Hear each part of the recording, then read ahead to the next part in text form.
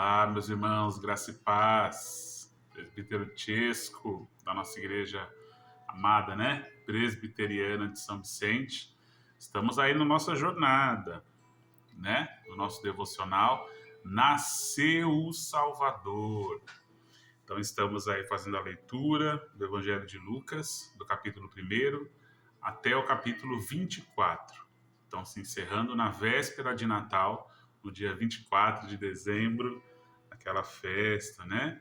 Que nós marcamos a ceia do Senhor e comemoramos aí o nascimento do nosso Salvador. Amém? Então, hoje, dia 6 de dezembro, iniciamos a leitura e a discussão, a nossa conversa, o nosso bate-papo do capítulo 6 do Evangelho de Lucas. Então, vamos lá? Lucas, capítulo 6, a partir do verso 1 até o final deste capítulo. Então, que o Senhor possa nos abençoar nessa leitura, que o seu Santo Espírito possa nos iluminar, para que possamos entender, né, aquilo que o Senhor tem a nos dizer com a sua palavra. Amém? Vamos lá. Capítulo 6, versículo 1. Aconteceu que, num sábado, passando Jesus pelas searas, os seus discípulos colhiam e comiam espigas, debulhando-as com as mãos. E alguns dos fariseus lhes disseram: Por que fazeis o que não é lícito aos sábados? Respondeu-lhes Jesus: Nem ao menos tende lido o que fez Davi, quando teve fome, ele e seus companheiros?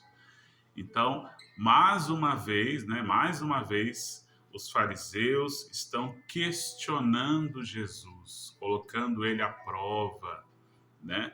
Tentando de alguma maneira achar uma pontinha de erro em Jesus, né? Ou tentando achar alguma falha na conduta do nosso Senhor, para ver se ele cometia algum erro em relação à lei.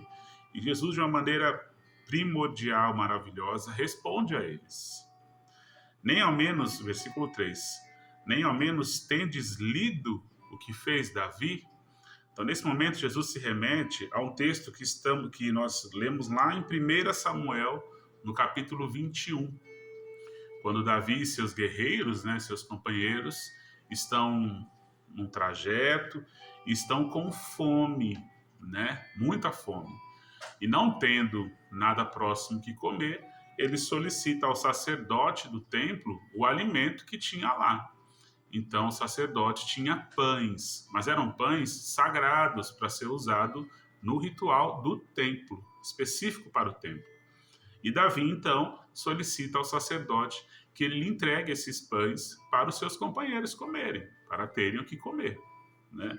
E o interessante é que o sacerdote, ele até cita, né, na leitura de 1 Samuel, se eles estavam puros para comer esse pão, porque se tivessem impuros ia dar problema, né? E Davi lá se prontifica em dizer sim, eles estão puros, nós podemos comer esse pão.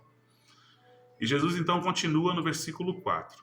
Como entrou na casa de Deus, falando sobre Davi, tomou e comeu os pães da proposição, e os deu aos que com ele estavam, pães que não lhes era lícito comer, mas exclusivamente aos sacerdotes, que eram, né, separados para o ofício do templo, então tinha todo um processo de purificação. Somente esses oficiais, né, somente esses sacerdotes que poderiam consumir aquele pão na época. E Davi, né, por conta disso, se prontificou e falou: não, mas estamos com fome, precisamos comer, né? Se é o único que tem, então a gente precisa comer. E foi-lhe dado os pães e eles comeram. Versículo 5. E acrescentou-lhes: o Filho do Homem é Senhor do sábado. E Jesus novamente vem ensinar a esses fariseus, né? Em inúmeros momentos nós veremos isso, na forma mansa e calma do nosso Senhor de ensinar. Ensinar aquilo que ele mesmo descreveu. Quem escreveu a lei foi o próprio Deus. O próprio Jesus estava presente na lei. Ele é o legislador. Jesus não é um novo legislador. Jesus não veio modificar a lei. Jesus não veio reinventar a lei. Jesus não veio alterar absolutamente nada. Ele veio cumprir aquilo que ele mesmo estabeleceu, porque ele estava desde o princípio, né? João nos diz, no capítulo 1 e no versículo 1, que no princípio era o Verbo, e o Verbo estava com Deus, e o Verbo era Deus. Então, quem estava no monte com Moisés, na escrita dos 10 mandamentos, era o próprio Jesus, era o próprio Deus. Então, ele estava, né, na escrita das leis, dos mandamentos, dos rituais, dos sacrifícios. Só que o povo não entendia isso, né? E aí nós vemos de novo o coração do homem como é enganoso. No judaísmo, nós vemos dois tipos de tradição. A tradição escrita, que é a Torá, né? O livro mesmo, cinco livros da lei, né? De Moisés, mais os profetas. E nós temos a tradição oral, que é aquela que é passada de pai para filho, ou aquela que é passada por uma tradução dos rabinos da época.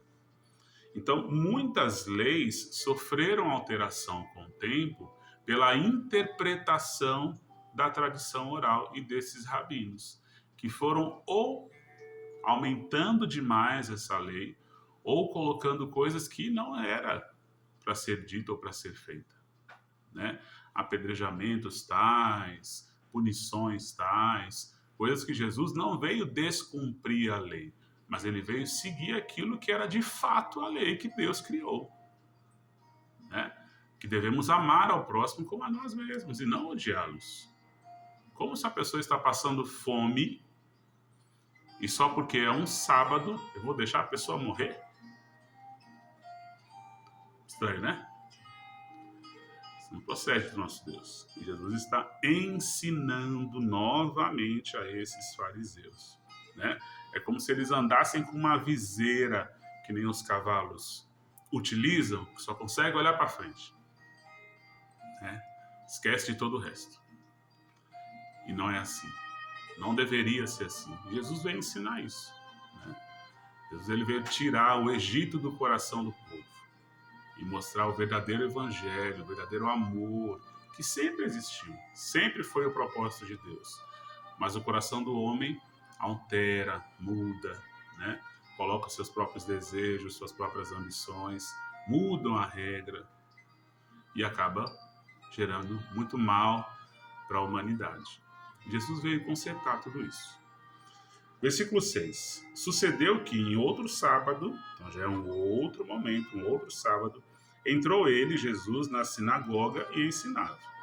Ora, achava-se ali um homem cuja mão direita estava ressequida, né, atrofiada, tinha algum problema em relação à musculatura, à parte nervosa dessa mão. Os escribas e os fariseus observaram-no, procurando ver se ele faria uma cura no sábado. Então, eles sempre estavam questionando a questão do legalismo, né? A pura lei por lei, sem ver a questão do momento e a situação, a fim de acharem do que o acusar. Aquele dito popular, né? Procurando pelo em ovo, procurando alguma coisa para condenar, para questionar Jesus, né? Versículo 8. Mas ele, Jesus, conhecendo-lhes os pensamentos, disse ao homem da mão ressequida: levanta-te e vem aqui para o meio. Eles estavam na sinagoga. E ele, levantando-se, permaneceu de pé. Então Jesus, numa forma didática, mestre, como sempre, pegou esse homem da mão ressequida que estava lá na sinagoga, possivelmente num canto, né? E leva ele para o centro, para o meio da sinagoga. Versículo 9. Então disse Jesus a eles: que vos parece? É lícito? É legal? É correto? É justo? É honesto? No sábado fazer o bem ou fazer o mal? A espada veio bonita aqui. Salvar a vida ou deixá-la perecer? E fez eles pensarem. Devolveu a bomba. Respondam para mim. É lícito fazer o bem ou o mal no sábado? Já que o sábado para vocês se tornou um dia extremamente sagrado, intocável. E não era esse o propósito na criação do dia do descanso. E ele continua no verso 10. E fitando todos ao redor, disse ao homem: estende a mão. Ele assim o fez, e a mão lhe foi restaurada. Mas eles, claro, né, os fariseus, se encheram de furor e discutiam entre si quanto ao que fariam a Jesus. Mesmo Jesus dando essa pergunta para eles refletirem, o coração é duro demais, né? A cegueira é muito dura e não conseguiam enxergar de fato o que era fazer o bem, o que era não fazer o mal, mas estavam cegos pela lei, cegos, completamente cegos. Versículo 12. Naqueles dias, retirou-se para o monte a fim de orar. Então, Jesus já passou o período, né, desse sábado. Então, alguns dias após, ele retira-se para orar no monte, coisa que já era acostumado a fazer muitas vezes. E passou a noite orando a Deus.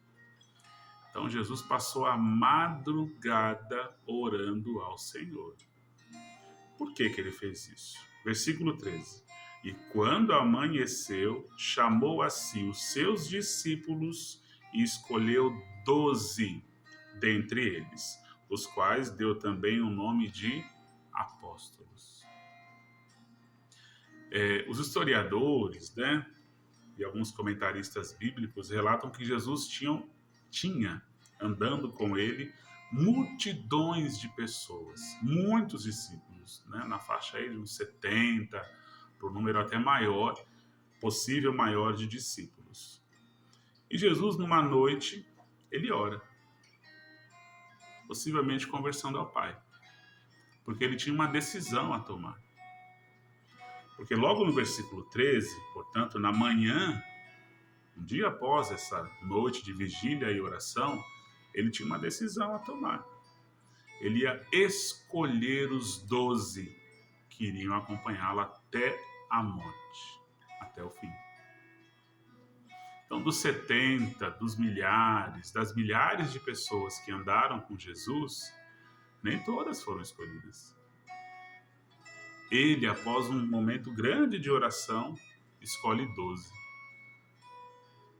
E aqui a gente pode fazer várias analogias, como as 12 tribos de Israel, que representavam o povo de Israel. Jesus agora escolhe 12 apóstolos. E esses apóstolos são aqueles que vão continuar o ministério, continuar a missão. E agora eles terão autoridade, né? Eles terão aí o poder para fazer tudo aquilo que o Mestre fez. Curas, milagres, prodígios. Só que um pouco diferente. Esses apóstolos, eles tiveram que largar tudo. Aqui nós tínhamos homens casados, como Pedro, já de mais idade. Tínhamos jovens, muito jovens, como João, né? E eles tiveram que tomar uma decisão, porque foram escolhidos pelo Senhor para assumir esse apostolado.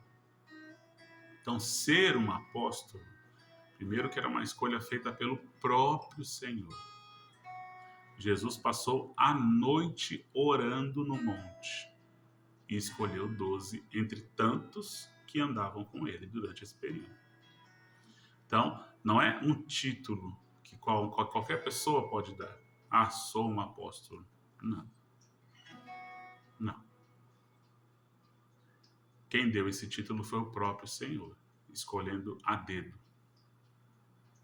Porque Deus conhece o íntimo e o coração. E esses homens entregaram a sua vida ao Senhor inteira. Se abnegaram de tudo. Riquezas, poder, comércio, como Pedro, que era um pescador, né? Possivelmente era o dono do seu barco, da sua empresa, para seguir o ministério do Senhor. Muito diferente do que vemos hoje, mas muito diferente. Era uma vida de abnegação, uma vida de sacrifício, uma vida de obediência extrema àquilo ao que o Senhor ordenou. Uma vida de recusa. Quantas prisões os apóstolos tiveram? E não reclamaram em nenhuma delas. Pelo contrário, louvavam a Deus. Quantos açoites? Quantos? Nós vemos aqui no relato de Atos dos Apóstolos a perseguição que ocorreu. Também lemos os prodígios e milagres que aconteceram. E de fato você percebe a vida de negação que esses homens tiveram. Então não eram homens quaisquer homens. Ou na nossa geração, pessoas que se intitulam como apóstolos. Não. Aqui nós vemos claramente que o Senhor escolheu. Escolheu. Que responsabilidade. Versículo 14. Simão, a quem acrescentou o nome de Pedro, e André, seu irmão, Tiago e João, Filipe e Bartolomeu, Mateus e Tomé, né, Levi, Tiago, filho de Alfeu, e Simão, chamado Zelote, Judas, filho de Tiago, e Judas Iscariotes, aquele que se tornou o traidor. E aqui nós vemos 12 pessoas bem diferentes, mostrando essa identidade do nosso Senhor, né?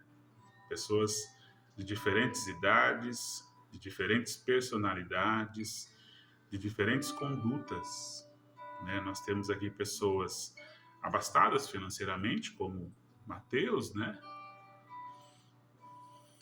Era um publicano, coletor de impostos, que ofereceu um banquete. Era um homem de posses, né? Nós vemos aqui Simão, chamado Zelote. Pois é. Pois é. Homem de guerra, né? Homem de confronto. Essa seita dos Zelotes, elas eram conhecidas pelo historiador Flávio José como aqueles que combatiam os romanos. Faziam guerrilha mesmo, terrorismo. E Jesus escolhe um deles, né? Jesus escolhe João, o mais novo entre eles, um menino, praticamente um menino, né? E tantos outros, um médico como Lucas, tantos outros. Então Jesus ele vai escolhendo esses irmãos para segui-lo e segui-lo numa jornada longa e que não ia ser fácil. Não ia ser de riquezas, não ia ser de momentos de somente prazer. Claro que tiveram. Eu imagino a alegria de Pedro ao ver 3.000 convertidos numa pregação. Mas o mais importante desses homens é que eles acumularam riquezas no céu. Eles entenderam que a nossa vida aqui é passageira. Estamos aqui de passagem. E a nossa maior riqueza não é acumulada aqui, mas é lá. Lá. Lá onde a traça não vai comer, lá onde o ladrão não vai roubar, lá é onde que está o nosso tesouro. E esses homens entregaram as suas vidas para o ministério do Salvador. Versículo 17. E descendo com eles estavam no monte, né? Descendo com eles, parou numa planura, numa planície, onde se encontravam muitos discípulos seus e grande multidão do povo de toda a Judéia, de Jerusalém e do litoral de Tiro e de Sidom, que vieram para o ouvirem e serem curados de suas enfermidades. Também os atormentados por espíritos imundos eram curados. Detalhe importante do 17 é você ver a quantidade de povos diferentes aqui, né? Judéia, de toda a Judéia, de Jerusalém, que era a capital, né? E do litoral Tiro e de Sidom. Povos aí, alguns não judeus, né? Gentios, que vieram para o ouvirem serem curados de suas enfermidades. Também os atormentados por espíritos imundos eram curados. E todos da multidão, versículo 19, procuravam tocá-lo, porque dele saía poder e curava todos. E do versículo 20 em diante, a gente vê uma semelhança com os evangelhos de Mateus, né? Que é praticamente o Sermão do Monte, na visão de Lucas, bem mais resumido, né? Bem mais conciso, mas semelhante aqui ao Sermão do Monte. Versículo 20. Então, olhando ele para os seus discípulos, disse-lhes: Bem-aventurados vós, os pobres, porque vosso é o reino de Deus.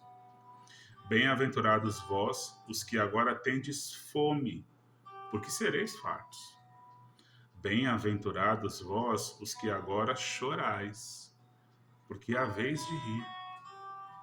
Bem-aventurados sois quando os homens vos odiarem, e quando vos expulsarem da sua companhia, vos injuriarem e rejeitarem o vosso nome como indigno, por causa do Filho do Homem. Jesus aqui está dando um prenúncio para essa nova empreitada que eles assumiram aqui como apóstolos, dizendo: olha, vocês vão ter momentos de aflição, né? E aqui ele dá um alento a eles. Mais do que feliz é o significado da palavra bem-aventurado. Vós, os pobres, porque vós é o reino de Deus, né? O reino dos céus, o reino de Deus. Esse pobre aqui do versículo 20, Jesus não está dizendo pobre financeiramente, mas pode ser um pobre de espírito mesmo. Aquele que tem sede de Deus, aquele que quer se encher de Deus, aquele que quer aprender mais sobre Deus, que eram esses meninos, eram esses apóstolos, andando atrás do mestre, aonde ele ia, para aprender. Porque só ele tinha palavras de vida, segundo o relato deles, e eles o seguiam. 21. Bem-aventurados, mais do que felizes, sois vós, que agora tendes fome, porque sereis fartos. Aqui não está falando de fome de comida, mas fome de espírito, fome de crescer espiritualmente, fome de Deus. E eles serão fartos, serão cheios. Bem-aventurados vós, os que agora chorais, porque é a vez de rir. Então Jesus já prenuncia que eles teriam momentos de tristeza, de choro, claro. Quem ri quando está sendo açoitado? Dói, né? Choro. Mas eles iam rir depois, porque o nosso tesouro não está aqui. Nosso tesouro está no céu. Eles são muito mais do que felizes. Bem-aventurados sois quando os homens vos odiarem e quando vos expulsarem da sua companhia. Semelhante a João Batista. A gente já leu o relato sobre João Batista, que começou a incomodar. Quando pregava, quando falava, né? A voz que clama no deserto, e começou a incomodar Herodias, né? O próprio Herodes, ao ponto de ser morto, ser colocado num cárcere e morto. É isso que Jesus está falando. Ele era mais do que feliz. Porque se a nossa vida não incomoda, se um apóstolo, como era o título que eles receberam, não estivessem incomodando, alguma coisa estava errada. Então você analisa os apóstolos que nós temos atualmente. Se a vida desses homens não incomodar e o mundo não os odiarem por conta do que eles pregam,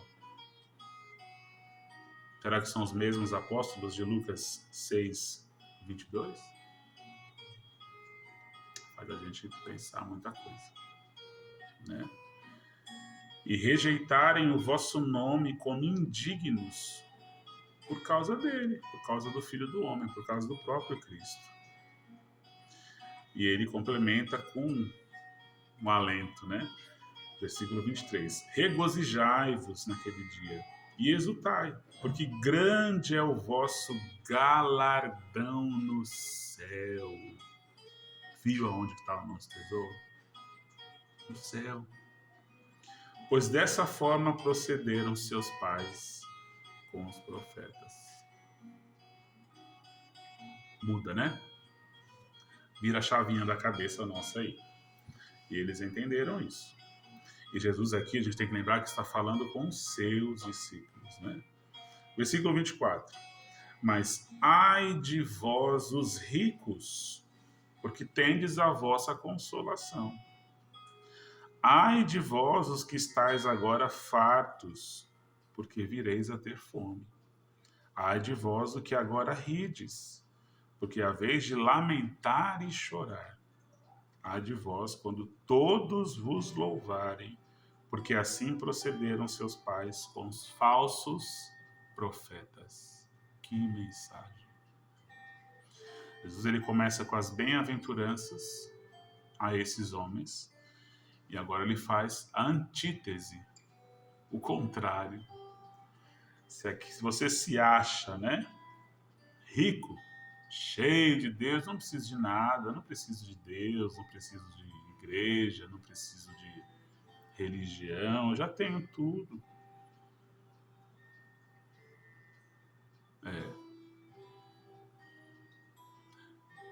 Nós temos um versículo bom para essas pessoas, né? Louco, essa noite pedirão a tua alma. E para onde vais? Tem que pensar. Ai de vós que estáis agora fartos, que se acham cheios. Não preciso estudar, não preciso ler, já estou cheio, já sei muita coisa, já tenho 50 diplomas. Não preciso de Deus. Tem pessoas que vivem assim. Mas elas vão ter fome. Porque é certo que um dia todo olho verá e toda a língua confessará que Jesus é o Senhor. E nesse dia eles vão ter fome. Vão procurar a morte e não vão encontrar. Vão procurar a salvação e não vão encontrar. E essa fome será eterna. Há de vós o que agora rides, ri o tempo todo, ri da desgraça alheia, ri da maldade do mundo, ri do próprio pecado.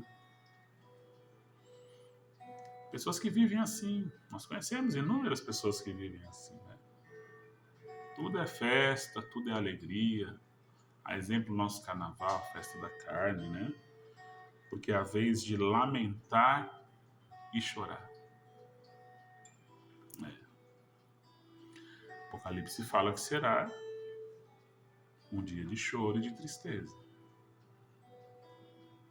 Choro e ranger de dentes.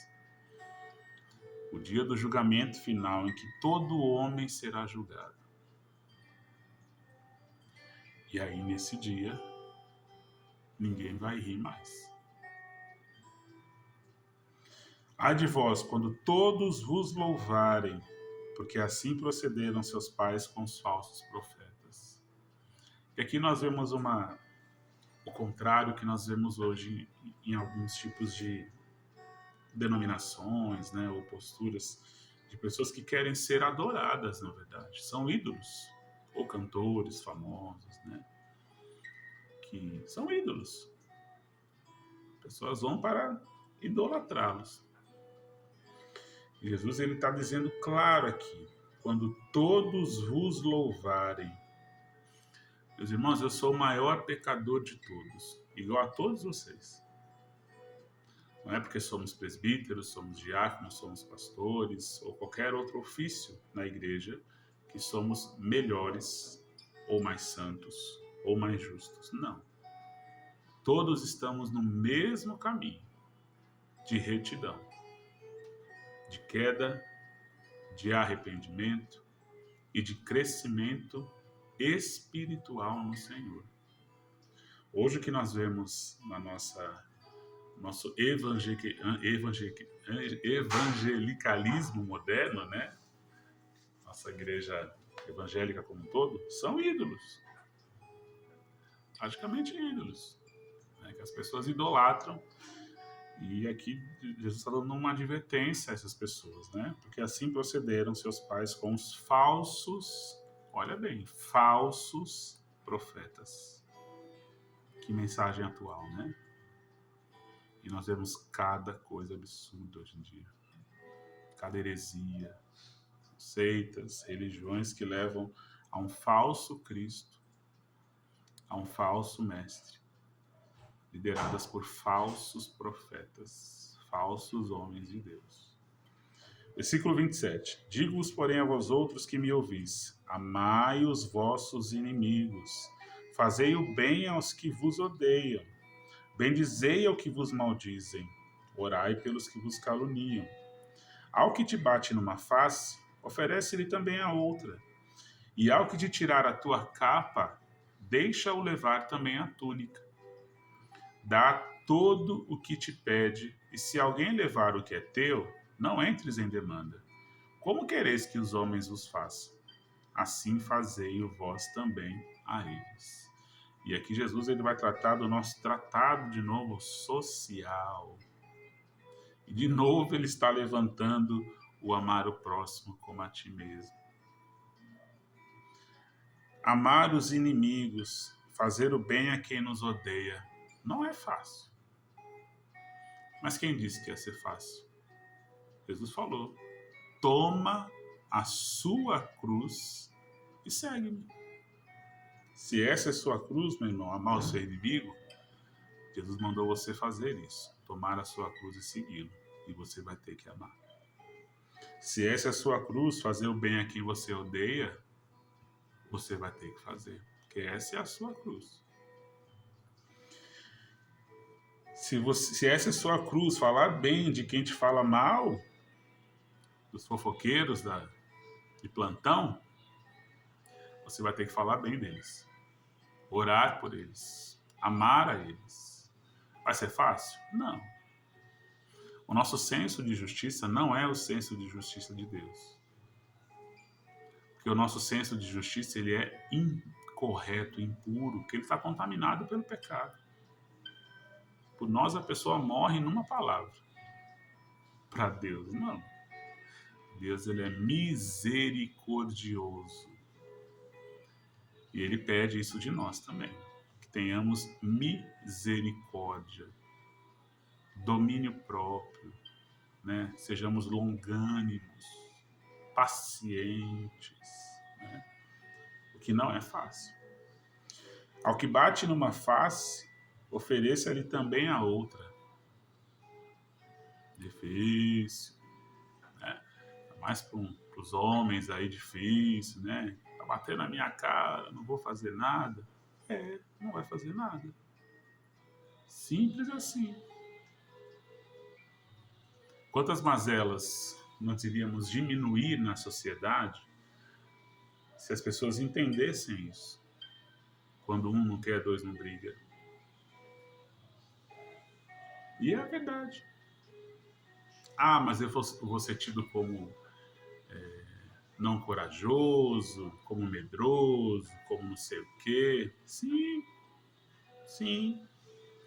E aí, meu irmão, você vai estar exatamente aqui no versículo 22. Você será bem-aventurado quando vos odiarem e quando vos expulsarem da sua companhia, quando vos injuriarem e rejeitarem o vosso nome como indignos por causa do Filho do Homem. Vão te xingar mesmo. E Jesus fala que você vai ser bem-aventurado por isso. É uma escolha. Né? É uma escolha. quando você for roubado, quando tomarem a tua capa, deixa levar também outra coisa, a túnica. Quem deu não foi o Senhor? Se for da vontade dele, ele restitui. Se não for também, meu irmão, Deus vai dar a provisão. O plano é dele, o caminho é dele, a vida é dele. Nós seguimos a vontade de Deus. Não é? Às vezes a gente esquece, né?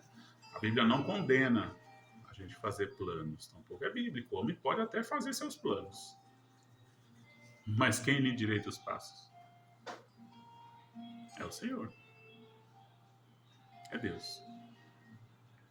Dá a todo aquele que te pede, e se alguém levar o que é teu, não entres em briga, em demanda, né? Como quereis que os homens vos façam, assim fazei vós também a eles. Amar ao próximo como a ti mesmo. Continua.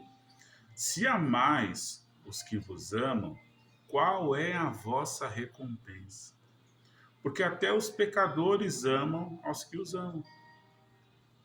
Que vantagem que tem? Você amar quem ama você. O duro é você amar quem não te ama. O difícil, a cruz, é você amar quem te odeia, quem te persegue, quem fala mal de você, quem te rouba. Esse é o difícil. E é isso que ele está ensinando aqui. Esse é o teu próximo. O teu próximo não é o teu íntimo, o amigo, o familiar. O próximo é qualquer um. Qualquer ser humano é o próximo. E é desse que ele está falando. É o próximo. Se fizerdes o bem, 33, aos que vos fazem o bem, qual é a vossa recompensa? Até os pecadores fazem isso, e é verdade. Quantas pessoas não cristãs fazem o bem? Fazem a caridade, fazem boas ações? Quantas? Às vezes até muito mais do que muito cristão, muito crente, muito evangélico. Então não tem vantagem nenhuma. Não é esse o caminho. Não é fazer por fazer, mas é quem está fazendo. Essa é a diferença. E se emprestais àqueles de quem esperais receber, qual é a vossa recompensa? Prestou algo a alguém? Espera devolver não, irmão. Ou nem cobre, né? Isso já aconteceu com alguns irmãos de emprestar valores e não devolverem. Deus é juiz. Deus é quem julga. O mesmo Deus que lhe deu a condição de emprestar, ele vai dar também a condição de você restituir. E ele é que é o nosso provedor. Então creia no provedor, não na provisão. E ele vai suprir a nossa necessidade. Também os pecadores emprestam aos pecadores para receberem outro tanto. Amai, porém, os vossos inimigos. Fazei o bem e emprestai sem esperar nenhuma paga. Será grande o vosso galardão, e sereis filhos do Altíssimo, pois ele é benigno, até para com os ingratos e maus. E nós vemos isso todos os dias. Deus é o governador, o soberano de todo o universo. A chuva cai para todos, o sol vem para todos, a colheita é para todos, os animais no campo crescem para todos se alimentarem, bons e maus. Isso é benignidade. Porque se Deus tratasse o mal, as pessoas más, com a mesma justiça que nós queremos tratar, o que seria do mundo? O que seria da terra? É isso que Jesus está falando aqui. pois ele é benigno, até para com os ingratos e maus. Sede misericordiosos, como também é misericordioso o vosso Pai. A palavra misericórdia, ela tem uma raiz, uma divisão, né? O miser, de miséria, de você rebaixar, colocar no pó, e córdia é o coração. É você colocar o seu coração na miséria, no pó. O coração não é a raiz do desejo, da vontade? A minha vontade não era emprestar e não receber de volta. Mas eu pego essa minha vontade e coloco na miséria, no pó. E eu tenho misericórdia. A minha vontade não era roubarem minhas coisas. Mas eu deixo roubar. E Deus, se assim prover, me dará de novo. E eu coloco o meu desejo de vingança, de raiva, na miséria, no pó, no chão. Isso é misericórdia. E isso é o que o Senhor tem todas as manhãs para conosco. Todos os dias. A Bíblia nos diz que o Senhor, as misericórdias do Senhor se renovam a cada manhã. E se não fosse assim, nós seríamos consumidos. É isso que Jesus está ensinando. A sermos igual. Fazermos igual ao Pai. Que não nos deve nada, nós que devemos a Ele. Não foi Deus quem pecou. Foi o homem quem pecou. Deus, pelo contrário, criou perfeito. Colocou no jardim perfeito. Por uma vida eterna perfeita. Mas o homem escolheu, na pessoa de Adão, pecar. E fazendo assim, toda a criação se contaminou pelo pecado. E aí nós vemos essa inúmera quantidade de injustiças, de maldade, de todas as mazelas que tem no mundo. E alguns até confundem, achando que Deus é que é o culpado. Onde é que está Deus se tem tanta maldade? Deus está em todos os dias, em todos os lugares. E é esse mesmo Deus que tem misericórdia de manhã. Porque se Ele for usar a sua justiça, nós seríamos consumidos hoje mesmo. É essa misericórdia que nós precisamos aprender a ter. E esse é o sumo do Sermão do Monte, resumido aqui por Lucas. Ter a mesma misericórdia que o nosso Pai tem. Versículo 37. Não julgueis e não sereis julgados. Não condeneis e não sereis condenados. Perdoai e sereis perdoados.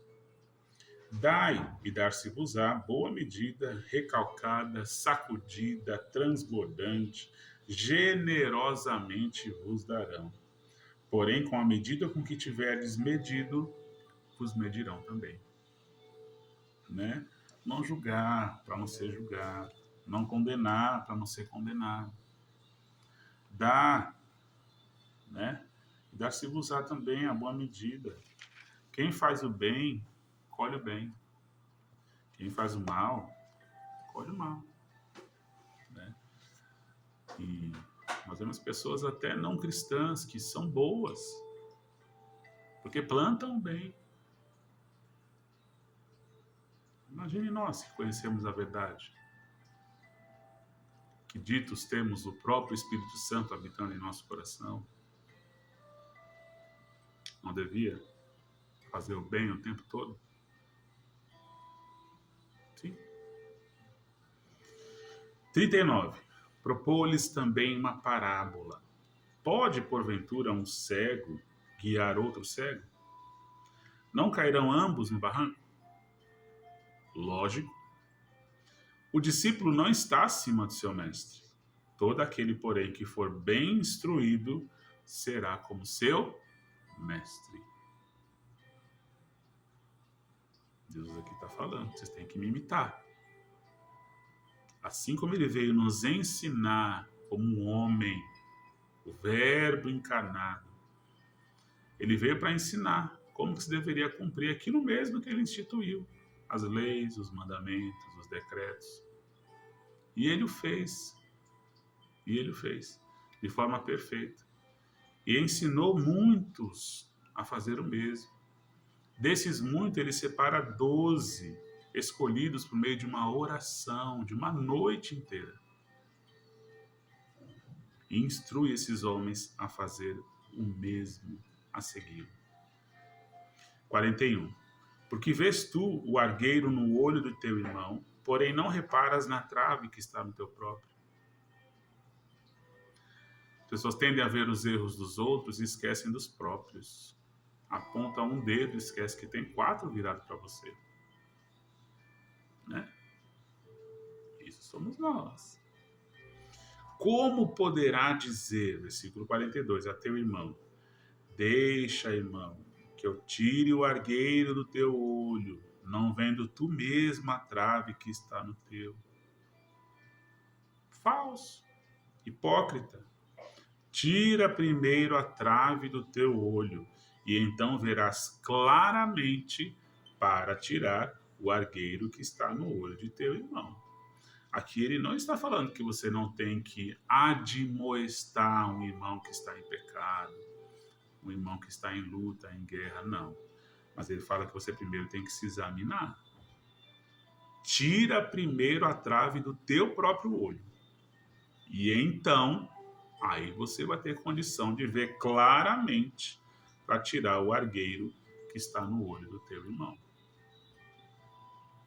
Então, antes de julgar, se julgue. Simples assim. Simples. Antes de eu julgar, eu me julgo. Aquela frase que a juventude usou muito tempo e virou até um jargão, né, popular. Pensa o que Jesus faria.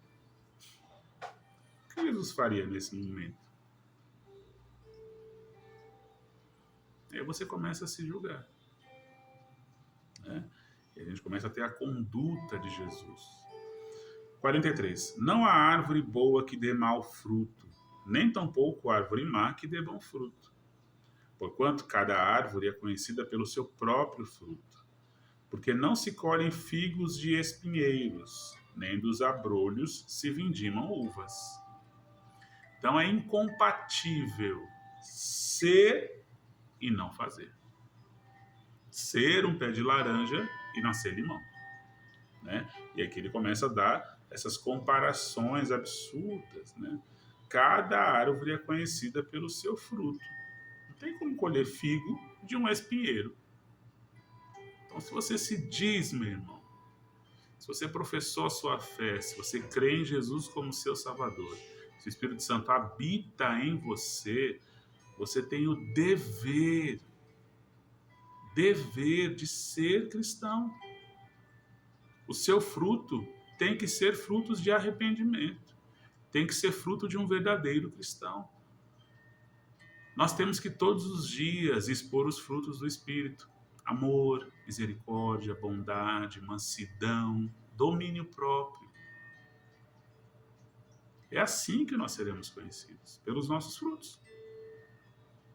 45. O homem bom, do bom tesouro do coração tira o bem. E o mal, do mau tesouro tira o mal. Porque a boca fala do que está cheio o coração. E de forma fantástica, genial, Lucas relata essa fala do nosso Senhor, né? O homem bom, do bom tesouro do coração. E aqui nos remete ao Antigo Testamento. O coração é a raiz dos desejos, é a raiz das vontades. Então, se esse nosso coração estiver entesourado, né? E aqui tesouro fala de você acumular, cheio de maldade, o que vai sair desse coração? Coisa boa? Não. É só julgamento, só maldade, só calúnia, é fofoca, é mentira, é intriga, porque o coração está cheio de maldade. E aí Jesus contrapõe, mas se o coração estiver cheio, um tesouro de coisas boas, esse coração só pode fazer o bem. E ele complementa. porque a boca fala do que está cheio o coração. Então, faça uma reflexão nesse dia.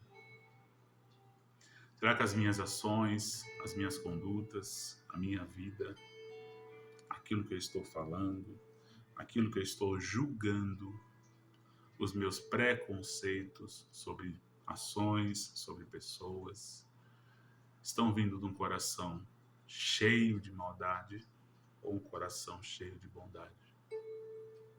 Estão vindo de um coração que tem misericórdia, que não usa a minha lente como parâmetro, mas usa a lente de Deus, que me escolheu sem eu merecer nada. Um Deus que cuidou de um homem que o traiu. Adão escolheu pecar e Deus escolheu salvá-lo. Olha a diferença. Por justiça, o homem deveria morrer eternamente, porque Deus assim o decretou. Se comeres do fruto, certamente morrerás. E esse homem morreu. E o próprio Deus teve que se encarnar no Verbo, no Filho, e pagar esse preço de Adão. Acho que maior amor do que esse eu não conheço. Imagine você sendo dono de um banco e a pessoa lhe devendo trilhões de reais. Trilhões de reais. E você que tem o poder de perdoá-lo ou de condená-lo. E o que você faz? Você o perdoa. Mas você não o perdoa só o perdoando. Você pega essa dívida e transfere para alguém. E Deus assim o fez. E transferiu a culpa, a dívida, para o seu único filho, Jesus. Filho esse que nasceu sem pecado. Filho esse que não cometeu nenhuma injustiça. E fazendo assim, foi o nosso Cordeiro perfeito. Santo e irrepreensível. Não merecia a cruz. Mas ele aceitou a cruz por amor de nós, em obediência ao Pai. O amor do Pai era tão grande pela sua criação, tão grande, mas tão grande, que ele teve que entregar o seu único filho por amor da criatura que somos nós. E é isso que ele ensina aqui aos discípulos. E não de uma forma soberba, não. Porque ele era o próprio Deus falando aqui. Mas de uma forma mansa. Sigam o exemplo do seu Criador. Assim como Deus é compassivo, é misericordioso, seja com todos.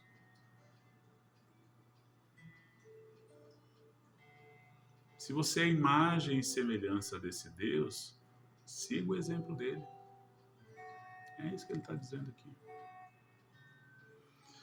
46. Por que me chamais Senhor, Senhor, e não fazeis o que vos mando? Todo aquele que vem a mim e ouve as minhas palavras e as pratica, eu vos mostrarei a quem é semelhante. É semelhante a um homem que, edificando uma casa, cavou, abriu profunda vala e lançou o alicerce sobre a rocha. E vindo a enchente, arrojou-se o rio contra aquela casa, e não a pôde abalar, por ter sido bem construída. Mas o que ouve e não pratica é semelhante a um homem que edificou uma casa sobre a terra, sem alicerces. E arrojando-se o rio contra ela, logo desabou. E aconteceu que foi grande a ruína daquela casa. É isso, meus irmãos. Precisamos aprender a seguir o Mestre, seguir os seus ensinamentos, ter a Bíblia como a nossa única fonte de regra de fé e prática. É isso. Tem segredo. Toma a tua cruz, segue-me. Então, que esse capítulo 6, que é divisor de águas, né? Na vida dos discípulos, que agora se tornaram apóstolos do Senhor, possa nos fazer crescer espiritualmente. E que o Espírito Santo de Deus possa incomodar o teu coração nessa manhã, nessa tarde, nessa noite, nesse horário que você está assistindo, né? Esse devocional. E ele venha incomodá-lo a ter um coração cheio da bondade do Senhor. Que os teus olhos vejam o bem e não o mal. Que a tua boca fale o bem e não o mal. Que as nossas ações sejam boas e não más. Que os nossos julgamentos, os nossos pensamentos, as nossas ações sejam boas, assim como é no nosso Senhor. Amém? Deus te abençoe.